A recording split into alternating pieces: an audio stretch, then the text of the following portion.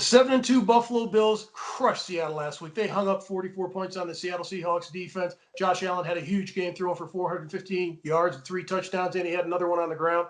And if you look at the Cardinals, the Arizona Cardinals, they are 5-3, and they are favored in this game, giving 2 points to the Buffalo Bills.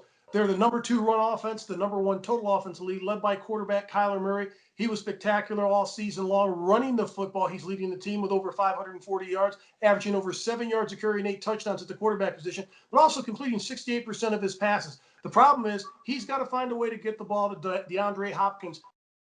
Last week, they were able to slow down DK Metcalf until the second half. If they play with that type of enthusiasm on defense, it's going to be a tough game for the Cardinals to win. The Cardinals notoriously don't play well when they go in the Eastern time zone. I'm taking the Buffalo Bills in this game to beat the Cardinals. Take the 2 points. The Bills will grind out a victory 23-19.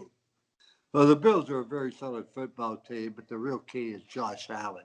You know, 19 touchdowns, only 5 interceptions, 65 rushes, Mark, for 246 yards, 5-yard average.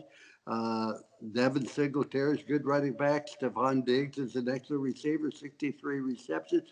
He's been sacked only 10 times, but defense only has 6 interceptions. They give up 5.8 per play. I think the Bills are a very good, solid football team, but I'll tell you, one of the most interesting games I've watched was Miami versus the Cardinals last week. 2 great quarterbacks. Kyler Murray is outstanding. 16 touchdowns, 7 interceptions, but he's run 76 times, marked for 543 yards, 8 touchdowns. He's their leading ground gainer as well. In addition to that, he makes plays. And they have DeAndre Hopkins, as you mentioned, who I think is 2 or 3 best receivers in the entire league. The defense, they have 22 sacks on defense.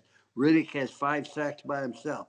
When you look at them, their kicking game is not particularly good, 16 out of 2 on field goals. They had a tough loss, but they're only 1 game out of first place. If they win this football game, remember this, and the Seattle gets beat by the Rams, they'll have 3-place tie in first division.